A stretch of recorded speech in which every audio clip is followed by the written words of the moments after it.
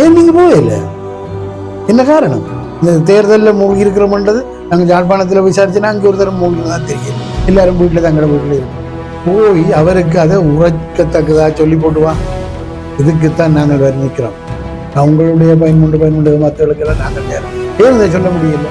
இந்த பொது வேட்பாளர் என்ற சிந்தனை பற்றிய பிரச்சி அவர்கள் இல்லை. இருந்திருந்தால் ஒரு நல்லொரு ஆளை நல்லொரு வேட்பாளரை தமிழ் கட்சியில் முதல்ல ஜனாதிபதி தேர்தலை பற்றி முடிவுக்கு வராட்டி பரவாயில்லை. தமிழ் மக்களுக்கு என்ன தேவைன்றதை பற்றியாவது ஒரு முடிவு பெறும். பெரும்பாக நாங்கள் ஒரு குறியீட்டையே வச்சு கொண்டிருக்கோம். அவங்க நீங்களாம் வீடுகளும் நாங்கள் ஒரு பொருளை வச்சு கொண்டு தலைவரங்கள் வச்சு கொண்டிருக்கிறோம். அது ஒரு காலத்தில் அது ஒரு ஆரோக்கியமான தளத்தில் நோக்கப்பட்ட தமிழ் தேசிய அரசியல். இன்றைக்கு அவர் வெறி தாங்கள் ஒவ்வொரு சுமந்திரன் நானும் தமிழ் தேசியம் தான் பேசுகிறேன். ஜனாதிபதி தேர்தல் விடயத்தில் தமிழ் கட்சிகளால் வேகமான ஒரு முடிவுக்கு தர முடியலையே, அது ஏன்?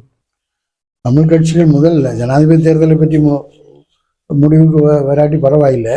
தமிழ் மக்களுக்கு என்ன தேவைன்றதை பற்றியாவது ஒரு முடிவு பெறுவோம். தமிழ் மக்களுக்கு என்ன தேவைன்றதை பற்றி எங்களோட கட்சிகளே ஒருமைப்பாடு இல்லை. ஒரு தேர்தலை பரிஷ்கரி பண்ணுவேன் என்பது அதை தேர்தலை விடுவோம். தமிழ் மக்கள் போருக்கு பின்னர் இன்றைய அரசியல் சூழ்நிலையிலே இதை பெறக்கூடிய தகுதியோடு இருக்கிறார்கள். அவர்கள் மத்தியில் இருக்கக்கூடிய அரசியல் சமுதாயத்தினாலே இதை பெற முடியும். சர்வதேச சமூகம் என்று சொல்லப்படுவது வல்லாதிக்க நாடுகள் தானே, இந்தியா, அமெரிக்கா, பிரிட்டன், ஐரோப்பிய ஒன்றியம் போன்ற. அவர்கள் எங்களோட பிரச்சனை எவ்வாறு நோக்குகிறார்கள் என்பதை பற்றி ஒரு பிரச்சனை இல்லாமல் சும்மா உஷார். இது என்னென்றால் இந்த தமிழ் தேசியம் என்றது அவரவர் தங்களுடைய எண்ணப்படி தங்களுடைய கோமாளித்தனங்கள் உட்பட ஒரு வியாக்கியானம் செய்கிற ஒரு கோட்பாடாக போச்சு. அது ஒரு காலத்தில் அது ஒரு ஆரோக்கியமான தளத்தில் நோக்கப்பட்ட தமிழ் தேசிய அரசியல். இன்றைக்கு அவர் வெறி தாங்கள் ஒவ்வொரு சுமந்திரன் நானும் தமிழ் தேசியம் தான் பேசுகிறேன்.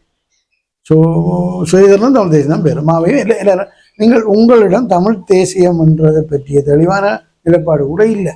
தமிழ் தேசியம்ன்றது லேகியம், இதை உசார் பேசுறது. அது ஒரு புனிதமான அரசியல் கோட்பாடு. தமிழ் மக்களுடைய எதிர்காலம், இருப்பு, அவர்களுடைய உரிமைகள், அதுகளை பற்றிய அந்த குடைகள் தான் எல்லாம் வருது. இன்றைக்கு எங்களுடைய மக்கள்கிட்ட எந்த விதமான தெளிவும் இல்லை. எங்களோட கட்சிகளோட இந்த பலையினத்துக்கு காரணம் என்ன? போரே நடந்தது 30 வருஷம், பிரபாகரன் போர் நடத்துறது 30 வருஷம், அதுக்கு பிறகு 15 வருஷம் வந்திருக்கு. 15 வருஷத்துக்கு பிறகு ஒரு தமிழ் தேசிய கூட்டமைப்பை கூட ஒரு வலுவான சக்தியாக ஆக்க முடியாதவர்களான் இவர்கள். இப்போ 25 கட்சிகள், அனந்தி சதீதரன், விக்னேஸ்வரன், அஜிலிங்க எல்லாம் பிரிஞ்சு ஒவ்வொரு கட்சிகள். கம்யூனிஸ்ட் கட்சிக்குள்ள என்ன நடக்குதுன்றது எங்களுக்கு புரியலை. அது சுமந்திரன் சொல்றார், ஸ்ரீதரன் சொல்றார், பொது வேட்பாளருக்கு ஒரு ஆதரவு பண்றார், ஒரு பொது வேட்பாளர் கூட்டத்தை ஏற்பாடு செய்கிறார் ஸ்ரீதரன். அங்கே அதெல்லாம் கிளிநொச்சியில் நடக்கிற கூட்டம்னா அது ஸ்ரீதரன் மாதிரி நடத்த முடியாது என்றது ஒரு விதி இருக்கு. அப்போ அவர் அதுக்கு சப்போர்ட், அவர் ஆதரவை செய்கிறார். அப்போ கட்சிக்குள்ளே அவர் தலைவராகணும் என்று தேர்தல் என்று வெற்றி பெற்றவர். அவர் கட்சியின் தலைமைத்துவத்துக்குரியவர் ஒரு அணுகுமுறையை கடைப்பிடிக்க வேணும். இதில் நாங்கள் பிசகப்படாமல் ஒரு கருத்தொருமைப்பில் இதை கொண்டுவரணுமே தவிர வேட்டிக்கு போட்டியாக கதைக்கிறது இல்லை. இன்றைக்கு தமிழரசு அரசியல் கட்சி, தமிழரசு இந்திய அரசியல் மாத்திரமல்ல, இலங்கை வடக்கிலையில தமிழ் அரசியல் முழுமையும் கூட சுமந்திரனுக்கு எதிரான ஒரு நிலைப்பாட்டை மையமாக கொண்டுதான் நடத்தப்படுது. அது சுமந்திரனுக்கு தோல்வியோ வெற்றியோன்னு எனக்கு சொல்ல தெரியல. அது என்னென்னால் இவர்களுக்கு ஒரு சரியான அணுகுமுறை, ஐக்கியம்ன்றதை பற்றி அக்கறைப்படாத ஒரு சக்தியால் தான் இன்னைக்கு எங்கள் மத்தியில் இருக்கு. இப்போ இருக்கின்றவர்களுக்கு தேவை என்னால் அடுத்த பாராளுமன்ற தேர்தலிலே தாங்கள் பாராளுமன்றத்துக்கு போக வேண்டும் என்பதை தேர்தல்களுக்கு ஏதாவது இலட்சியம் இருக்கிறதாக எனக்கு தெரியவில்லை. என்றால் இவர்கள் கொழும்பில் உள்ள அரசியல்வாதிகளுடன், ஜனாதிபதியுடன் எல்லாம் டீல் போடுகிறார்கள். அது பகிரங்கமாக எல்லாருக்கும் தெரியும். பார் லைசன்ஸ் வேண்டுகிறார்கள், கோடிக்கணக்கில் அபிவிருத்தி கண்டு காசு வேண்டுகிறார்கள். ஆனால் பிறகு இங்கே வந்து ஈழங்கதைப்பார்கள், இங்கு தாயகத்தை காப்பம் பண்ணுவார்கள், இதெல்லாம் பிற நாடகங்கள் போடுகிறார்கள். ஆனால் அவற்றில் மக்கள் இவர்கள் சொல்லி எந்த ஒரு வேட்பாளருக்கும் நமது மக்கள் பெருமளவில் வாக்களிப்பார்கள் என்ற நம்பிக்கை எனக்கு இல்லை. வடக்கு கிழக்கில் இந்த புதிய வாக்காளர் மத்தியிலே ஜேவிபி பற்றிய ஒரு நல்ல அபிப்பிராயம் உருவாகி வருது. ஜேவிபின்னா அது என்பிபி. ஜேவிபியினுடைய உருவாக்கம், அவர்கள் தமிழர்களுக்கு செய்த வேலைகள் பற்றி என்ன சொல்லலாம்? ஜேவிபி வந்த தம்பி அவங்க ஆரம்பத்தில் இருந்து அவங்க 69ஆம் ஆண்டு தொடங்க 65 69 தொடங்கிக்கல அவங்க ஒரு இந்திய விரோத நிலைப்பாட்டில் தான் தொடங்கினவங்க. இலங்கை தென்னிலங்கையில் உள்ளவங்களுக்கு இந்திய விரோத நிலைப்பாடுன்றது தமிழர்களை மனதில் கொண்டு வாரதே தவிர வேறு ஒன்றும் அல்ல. தமிழர்கள் அங்கால தென் இந்தியாவில் இருக்கிற தமிழர்கள் அவங்க அந்த ஏவிபியை பொறுத்தவரையில் அடிப்படையில் அவங்க ஒரு ஒரு சிங்கள தேசியவாத போக்குடைய ஒரு இடதுசாரி இயக்கமாக தான் செய்வேரா பிடல் காஸ்ட்ரோ எல்லாரையும் படத்தில் காட்டுவாங்க. அந்த அடிப்படையில் அவங்கள்ட்ட ஒரு இனவாத தளம் இருந்தது. அவங்க ஏவிபி உருவானது கூட சண்முகதாசன் தலைமையிலான சீன கம்யூனிஸ்ட் கட்சி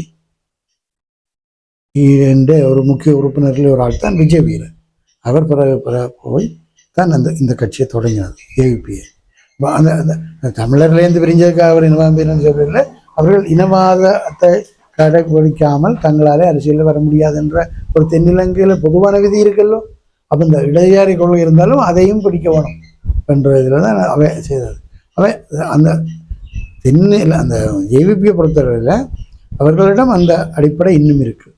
அவர்கள் 13 பற்றியெல்லாம் காய்ச்சாலும் கூட யாழ்ப்பாணத்தில் காய்ப்பார்களே தவிர அனுராக் மலசநாயக்கா சிங்கள மக்கள் மத்தியில் கூட்டங்களில் 13 பற்றி பெருசாக பேசினதாக நான் அறியலை.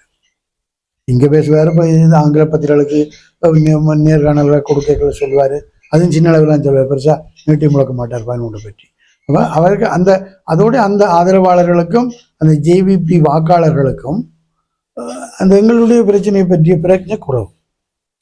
சோசலிசம் வந்தால் எல்லாம் சமத்துவம் ஆகிடும், எல்லாருக்கும் எல்லாம் கிடைக்கும், அப்புறம் என்ன உங்களுக்கு பிரத்யேகமாக ரெண்டாவது அந்த பழைய அந்த சோசியலிய கட்சிகளினுடைய சிந்தனை அடிப்படையில் இதான் நான் யோசிக்கணும். அதனால் ஏவிபி இப்போ உள்ள என்பிபி நாங்கள் இப்போ அறகலையாவுக்கு பிறகு அவருக்கு ஆதரவு கூடியிருக்கிறது என்றது வேறு விஷயம்.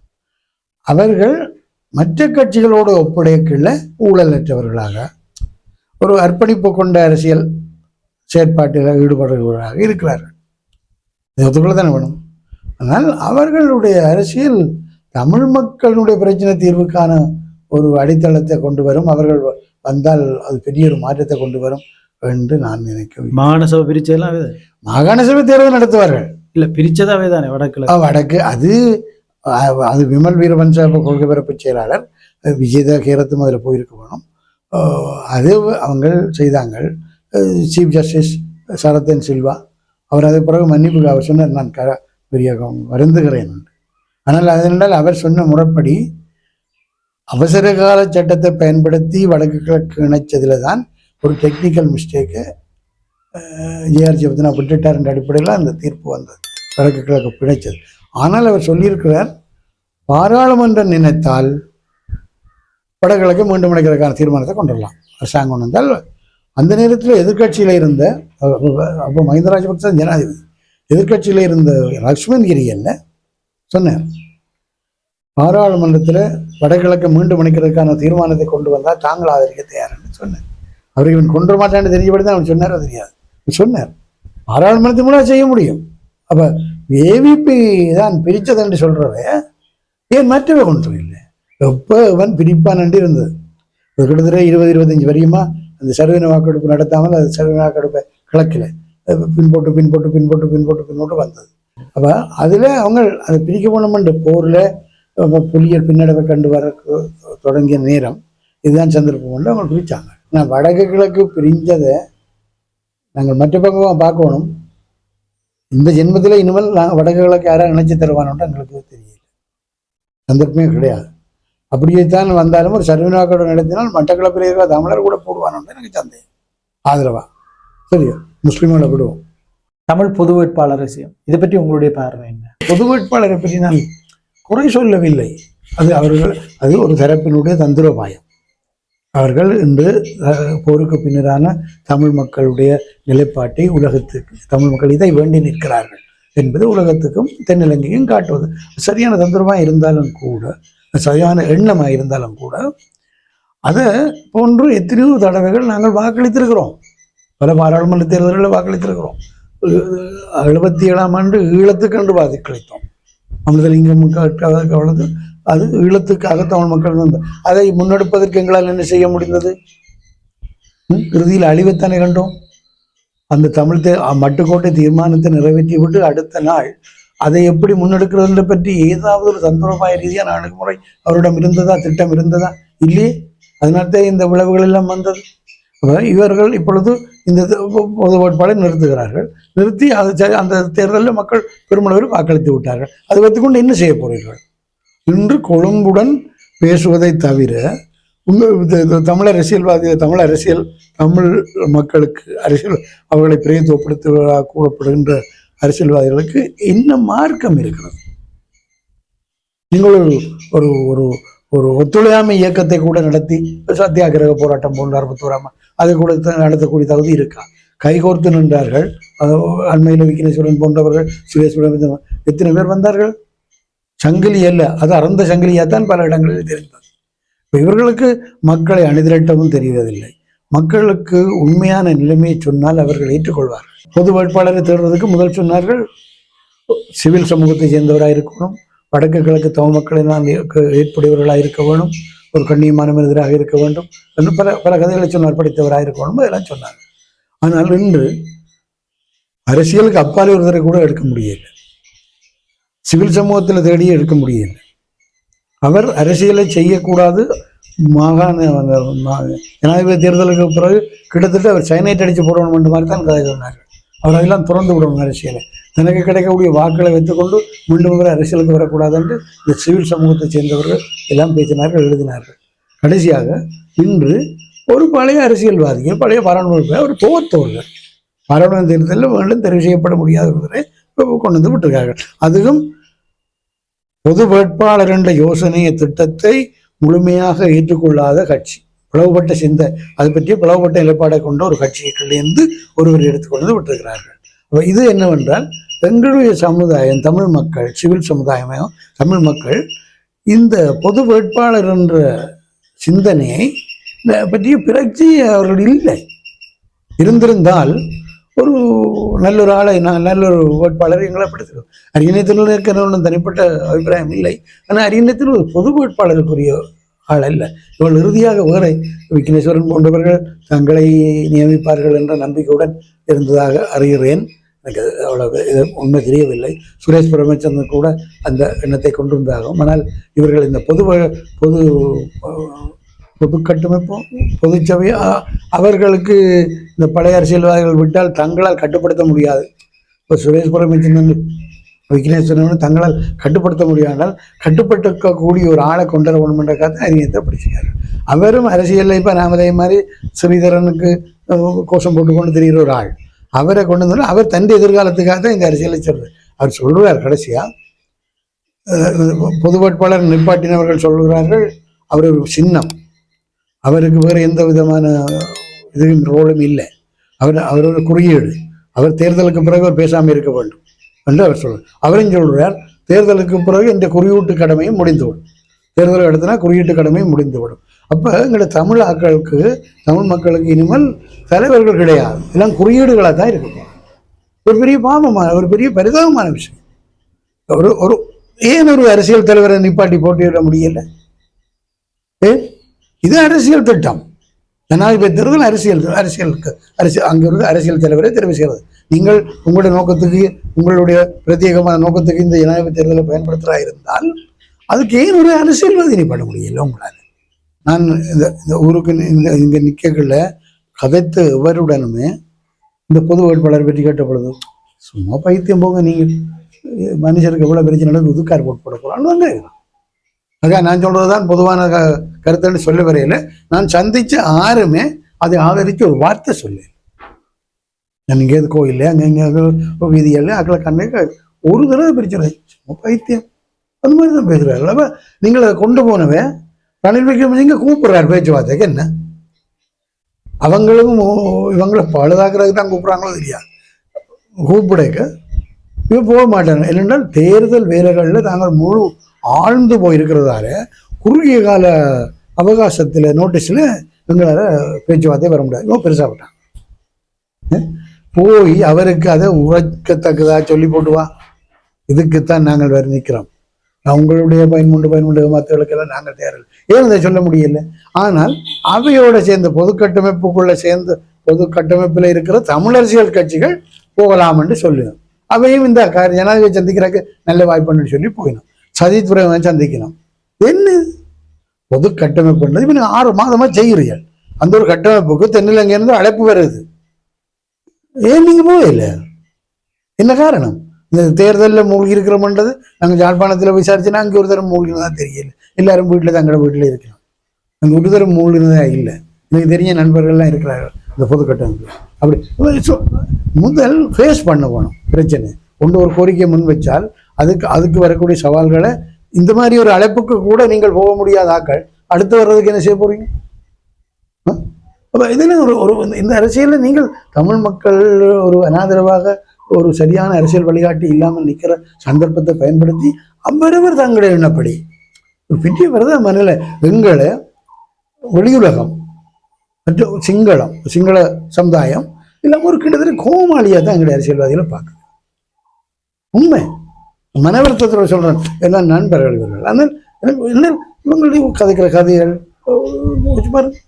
ஒரு ஒரு ஒரு ஒரு ஒரு தெளிவான சிந்தனை. சரி, தாயக கோட்பாடுகள் சுயநிர்ணய உரிமையெல்லாம் பேசுகிறேன்றால் கூட அதே ஒரு ஒரு ஒரு ஒரு ஆக்கப்பூர்வமான முறையில் முன்வைக்க வேணும். விட்டுட்டு சும்மா செல்வ அரங்கில் கலையரங்கில் ஒரு 30 பேர் கூட்டம், 300 பேர் கூட்டம், அதை போட்டுட்டு உஷாராக கேட்குறேன். அந்த கடைசியாக சுமந்திரன் ஏற்பாடு செய்த ஒரு கூட்டத்தில் ஸ்ரீகாந்தா அவர்கள் பேசினார். அமிர்தலிங்கம் மட்டுக்கூட தீர்மானத்தில் எடுக்கல பேசின பேச்சை கூட உஷாராயிருந்தது. அப்புறம் இவர் இன்னும் ஒரு படித்த மனிதன் இப்படி ஏன் கதைக்கிறாரு? அவர்களுக்கு அதை விட்டு வேறு சிந்தனை இல்லை. தமிழ் மக்களை போருக்கு பின்னரான சூழ்நிலையில் முன்னரே தோல்வி கண்ட தந்திரோபாயங்களிலிருந்து விடுபட்டு ஒரு ஆக்கப்பூர்வமாக அவர்களின் எதிர்காலத்தை இருப்பு உறுதி செய்யக்கூடிய முறையில் வழிநடத்த எங்களால் முடிய இல்லை என்றது தான் இந்த பொது வேட்பாளர். இந்த பிரச்சனைகள் இல்லை. இந்த பொது வேட்பாளர் விஷயத்துல சில கட்சிகள் அதிக அக்கறை காட்டுற மாதிரி இருக்கு. இவங்க ஒரு கட்டித்தனமா பொது வேட்பாளர் தமிழ் தேசியத்தோட பின்னி பிணைச்சு விட்டாங்க. அதால தங்களுக்கு அடுத்த தேர்தல் ஏதேனும் பிரச்சனை வருமோ? அதிலும் சில அரசியல் கட்சிகள் தங்களோட சின்னத்தை கொடுக்க தயங்கிச்சணும். ஏனென்றால் பொது வேட்பாளர் குறைஞ்ச ஓட்டு எடுத்தால் பாராளுமன்ற தேர்தல் தங்களோட சின்னம் நாரிக்கும் இல்லையா? அதோட பொது கட்டமைப்பில் இருக்கிற நண்பர்களுக்கும் ஒரு கட்சிக்கு இந்த சின்னத்தை கொடுத்தால் அவர்கள் இதில் வரக்கூடிய பெரிய ஆதரவை வச்சுக்கொண்டு அடுத்த தேர்தலில் தாங்கள் பயன்படுத்திடுவாங்க. நாங்கள் சந்தேகத்தோடையே வாழலாம். இவனே உருப்படப்படுறதும் இல்லை. இதுதான் எங்களுக்கு பிரச்சனை. ஒரு ஒரு ஒரு ஒரு ஒரு ப்ரொஜெக்டை முன்னெடுக்கல சாத்தியமான அளவுக்கு நாங்கள் எங்களுக்கு ஆதரவான சக்தியில் சேர்க்கணும் தம்பி. சாத்தியமான அளவுக்கு ஆதரவான சக்தி நாங்கள் எவ்வளவு பிரிச்சு விடலாம்னு சொல்லிக்கொண்டு தான் ஒரு ப்ரொஜெக்டை முன்வைக்கிறோம். அதுதான் எங்களுக்கு பிரச்சனை.